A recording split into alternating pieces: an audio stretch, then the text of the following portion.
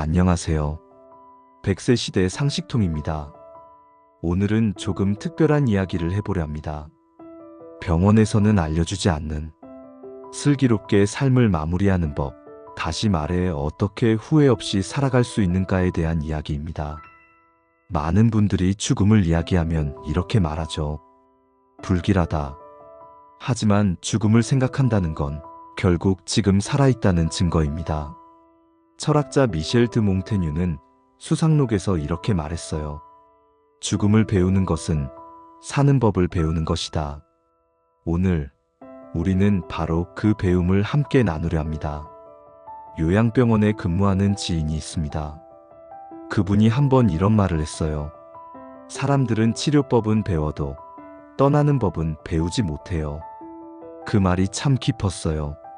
병원은 생명을 연장하는 곳이지 삶을 정리하는 곳이 아니죠. 그래서 어떻게 떠날 것인가는 결국 우리 스스로가 배워야 합니다. 소설가 알베르 카미는 시지프 신화에서 이렇게 썼습니다. 삶은 그 자체로 의미를 가지지 않는다. 하지만 우리가 그것에 의미를 부여할 수 있다면 그 순간 삶은 아름다워진다. 죽음을 준비한다는 건 삶의 의미를 다시 부여하는 일입니다. 오늘 하루를 더 충실히 살기 위한 연습이죠. 제가 구청 복지 업무를 할 때 병원 중환자실에서 오랜 시간을 보내신 가족분을 만난 적이 있어요. 엄마가 돌아가시기 전에 말씀하셨대요. 나는 그냥 조용히 가고 싶다. 근데 막상 그 순간이 오니까 가족들이 놓칠 못하겠더라고요. 그분의 눈물은 너무 따뜻했습니다. 그게 바로 연명의료 결정제도의 이유입니다. 원치 않는 인공호흡기나 심폐소생술 대신 스스로의 존엄을 지키는 선택? 의사 아툴 가완디는 죽음을 선택할 권리비잉 모털에서 이렇게 말했습니다. 우리는 죽음을 두려워하지만 사실 두려운 건 존엄을 잃는 것이다. 죽음을 피할 수는 없지만 어떻게 떠날지는 선택할 수 있습니다. 그게 바로 존엄한 마무리예요. 사람은 누구나 떠난 뒤에도 흔적을 남깁니다. 물건, 사진, 계좌, 메시지 그리고 기억. 이걸 정리하지 않으면 남은 가족이 참 힘들어집니다. 일본의 작가 야마다 에미코는 인생 정리의 기술에서 이렇게 썼어요.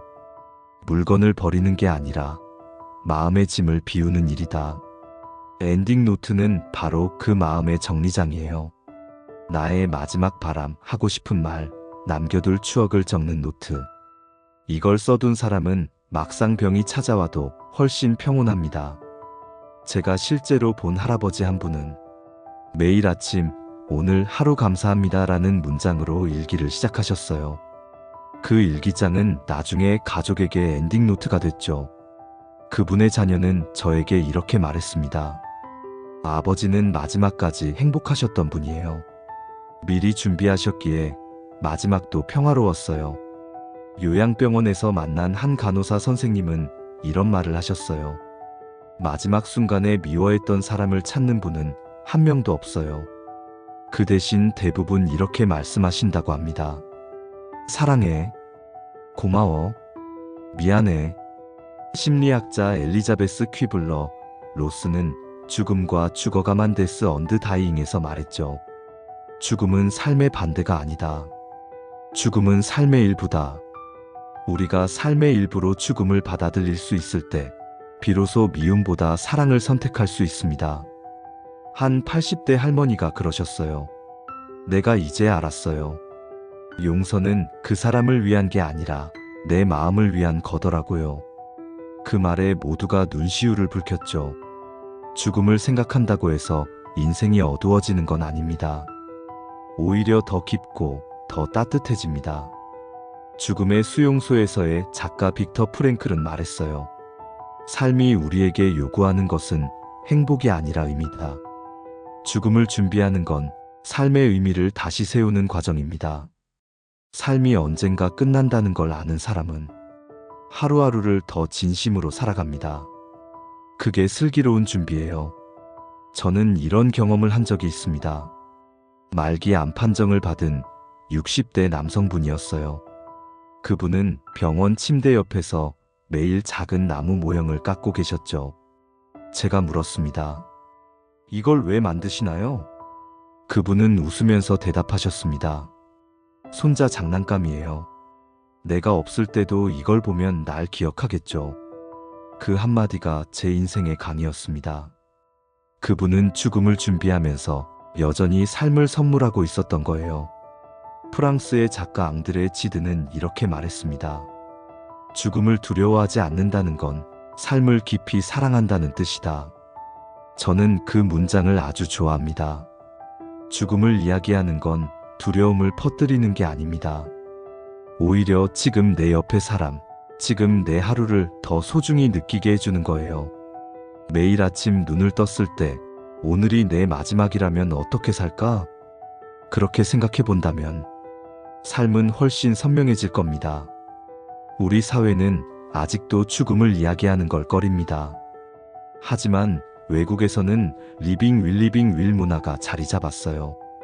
내가 원하는 치료, 장례 방식, 남길 말들을 미리 적는 문화죠. 이건 절망의 문화가 아니라 사랑의 문화입니다. 당신의 자녀가, 가족이, 친구가 혼란스럽지 않도록 도와주는 배려의 마음이니까요.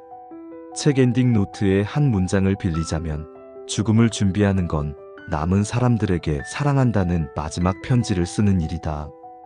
이제는 죽음을 두려워할 필요가 없습니다. 대신 이렇게 바꿔볼까요? 나는 어떻게 아름답게 마무리할 것인가? 철학자 하이데거는 말했어요. 인간은 죽음을 향해 나아가는 존재다. 하지만 그 죽음을 의식하는 순간 비로소 진짜로 존재하게 된다. 그 말이 참 멋집니다. 죽음을 외면하지 않고 바라보는 순간 삶은 더 빛납니다. 오늘 하루 누군가에게 고맙다고 말하고 사랑한다고 말하고 아직도 남은 미움이 있다면 그냥 놓아주세요. 그게 바로 가장 슬기로운 마무리의 시작이에요. 죽음을 배우는 것은 사는 법을 배우는 것이다. 몽테뉴. 죽음은 삶의 반대가 아니라 삶의 일부다. 엘리자베스 퀴블러 로스. 삶이 끝나는 순간에도 사랑은 여전히 남는다. 빅터 프랭클. 병원에서는 이걸 가르쳐 주지 않습니다. 어떻게 마음을 정리해야 하는지, 어떻게 후회 없이 떠날 수 있는지. 그래서 오늘 이 영상을 통해 우리는 조금 더 깊이 배우려 합니다. 죽음을 준비한다는 건 사실상 삶을 더 사랑하겠다는 다짐이니까요. 혹시 이 영상을 보고 계신 분 중에 지금 마음이 공허하거나 외로운 분이 있다면 오늘 이 말을 꼭 전하고 싶습니다. 당신은 여전히 살아있고 살아있는 그 자체로 충분히 아름답습니다. 삶은 언젠가 끝나지만 사랑은 끝나지 않는다. 병원에서는 가르쳐주지 않는 슬기로운 마무리. 오늘 하루를 사랑하는 것, 그게 바로 준비입니다.